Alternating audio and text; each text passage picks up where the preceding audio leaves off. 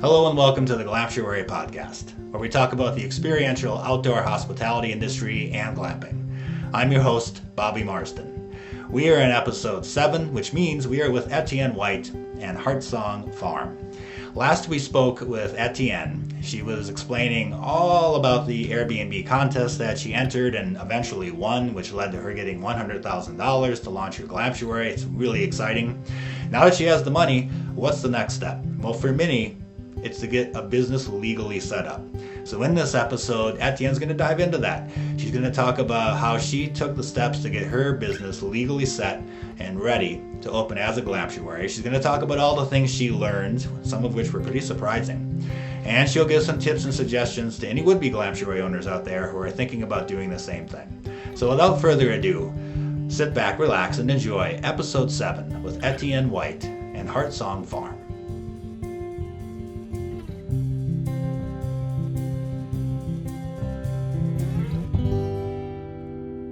Hi, Etienne. Good to see you. Hello. Good to see you again, too.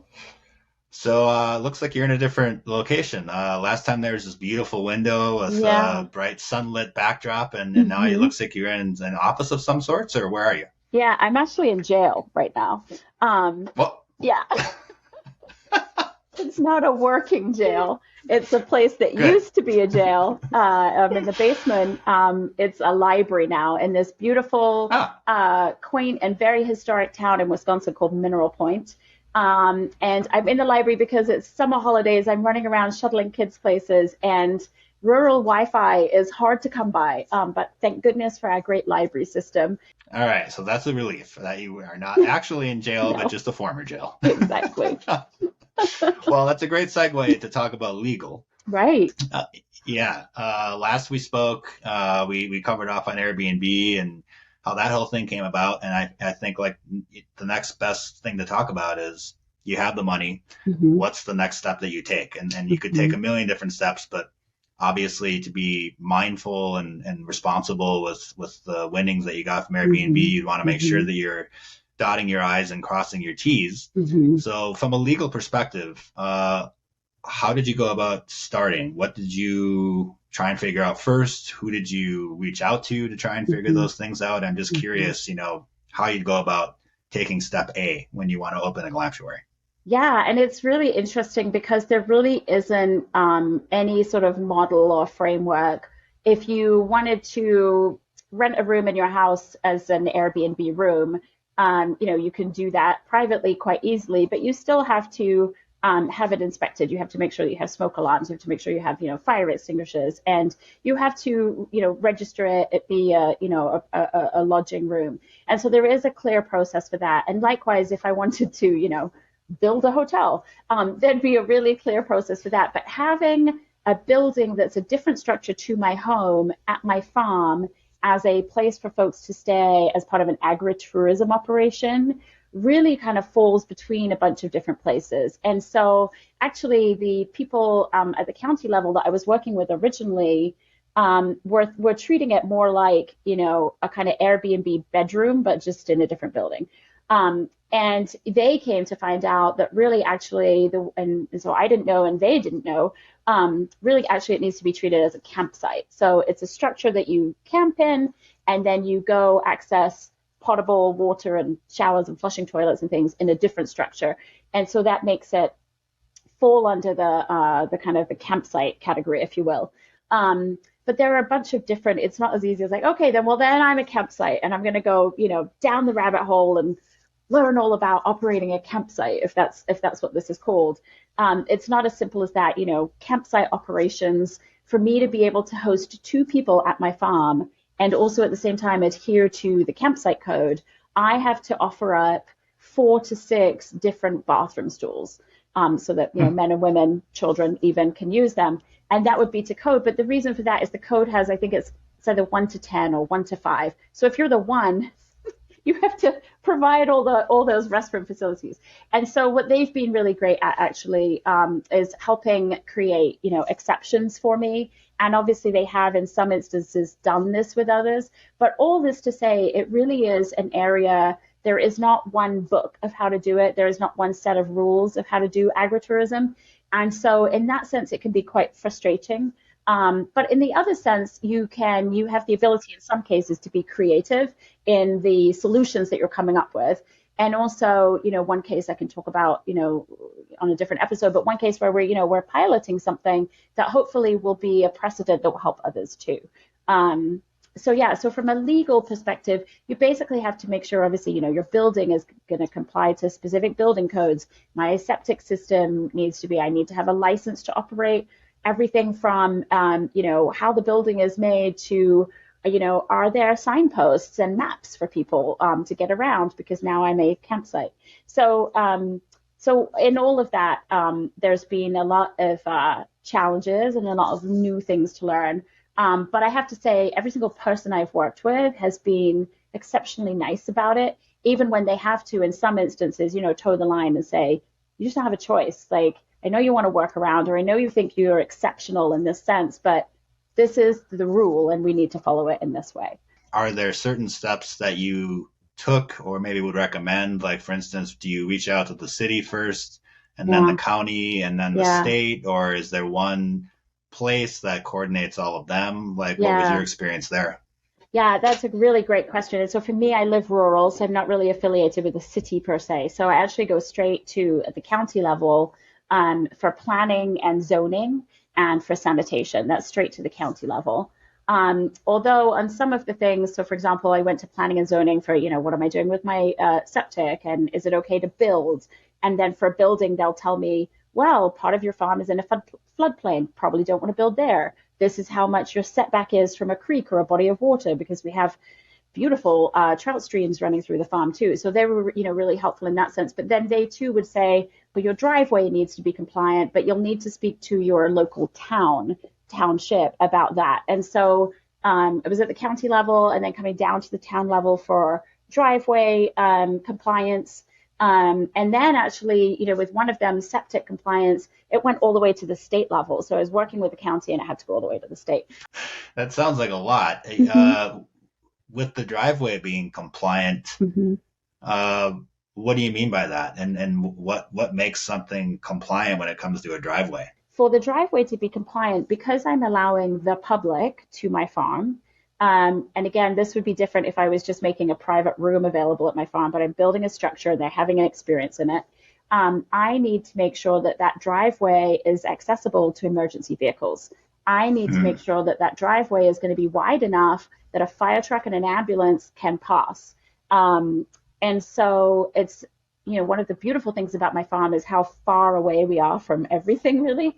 And that includes a 1/3 mile long driveway. So it's a very big thing to have to change. In fact, at one point, I even considered putting the cabin in a completely different place and putting it much closer to the entrance of where the driveway was. So I wouldn't have had to change everything. If emergency vehicles needed to get to a cabin, it's just here, 100 feet in or something. But the problem then is that now you've broken your distance from the structure to the potable water, because the structure needs to be within 400 feet of access to water.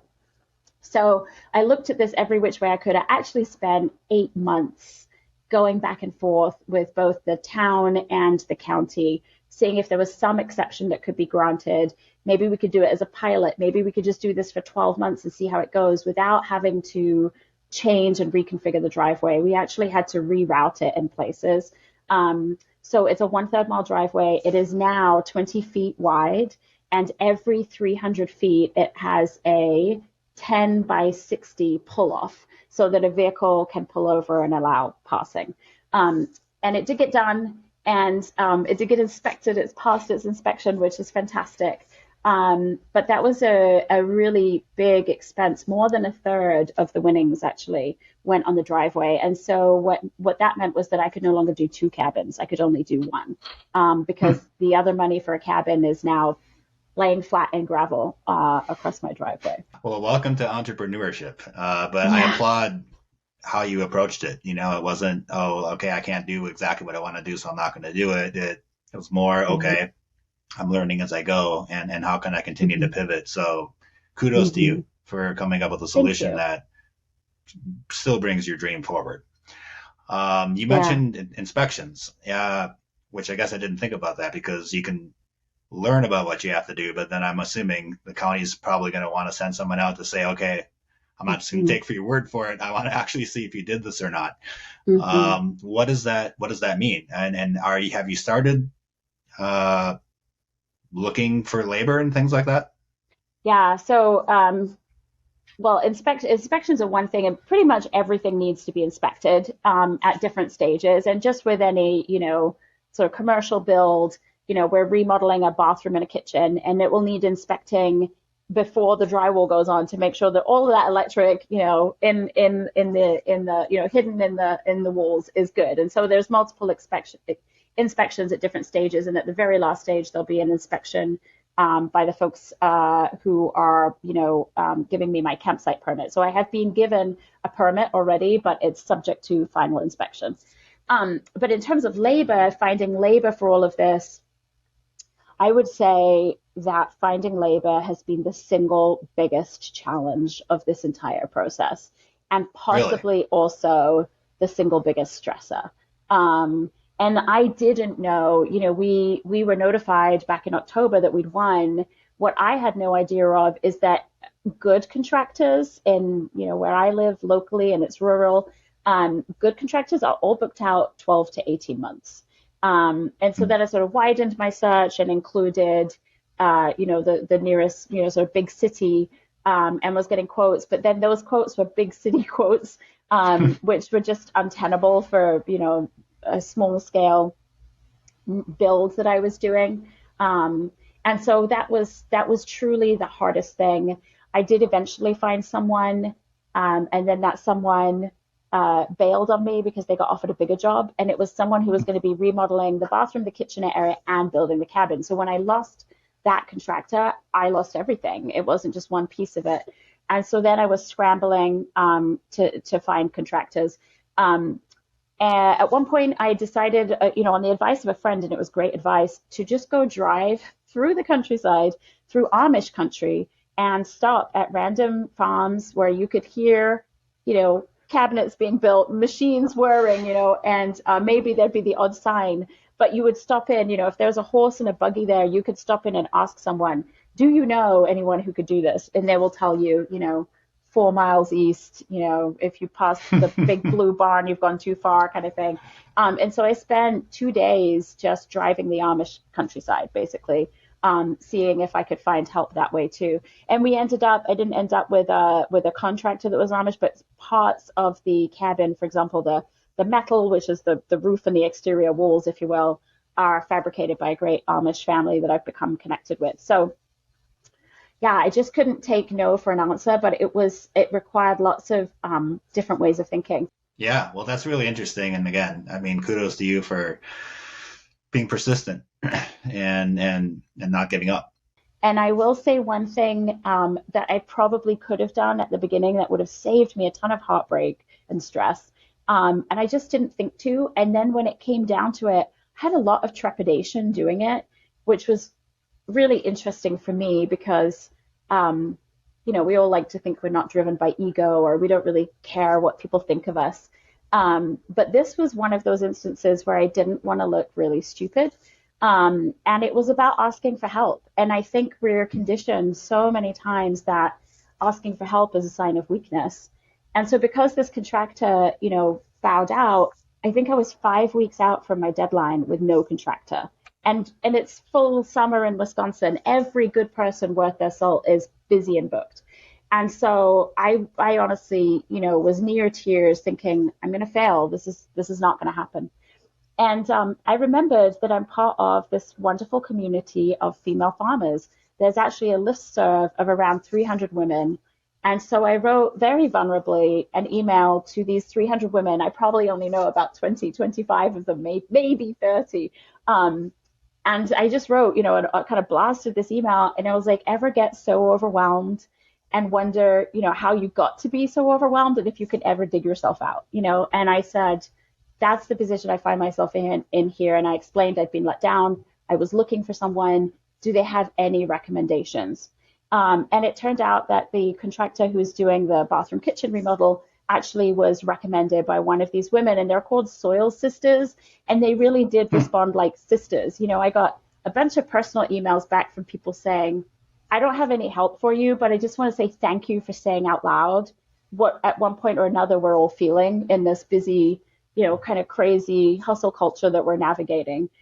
So I felt very supported by it, and I actually felt relieved to ask for help and to not kind of bear the burden of finding, a contractor all by myself. And so, I've now made connections with this really great guy, and he's got a great crew, and he comes highly recommended. And I'll definitely consider him if I have any other projects, and I'll spread his name far and wide too. So, I think back and I think, gosh, if I just written that email months before, I could have probably got, an answer really quickly and maybe avoided some of the stress. So it sounds like you have most of the legal figured out. It sounds like things are under construction. I think what I'd like to do is dive into what you're actually building in the next episode, because we really haven't talked a lot about that. It sounds like the driveway has been laid. I don't know how exciting it would be to talk about the driveway, but what I would be excited to hear more about is the structure, the cabin that you're building, and talk about those designs and talk a little bit more about that. So we'll see you on the next episode, and we'll talk about the cheese cabin. Okay, perfect. Thanks, Bobby. Bye. I'd like to thank Etienne again for opening up and sharing all those experiences. It sounds like she's taking steps and moving through the process and still has a ways to go, which is to be expected when you're breaking ground and putting up new structures. And that's what we want to talk about on the next episode. What is the structure? What is she building? What are the experiences she's going to be providing for folks when they come and stay with her on her farm? We're going to get to that on the next episode. We're really excited to talk about that. If you'd like to follow along with Etienne's journey or Jesse's journey or the podcast in general, you can do so on our website, which is www.glamptuary.com. That is www.glamptuary.com. You can also follow our podcast on Apple Podcasts or Pandora Podcasts or Stitcher. You can follow any one of those places. We don't really care where you follow us, just as long as you follow. Thanks so much again for joining us, and we'll see you on the next episode.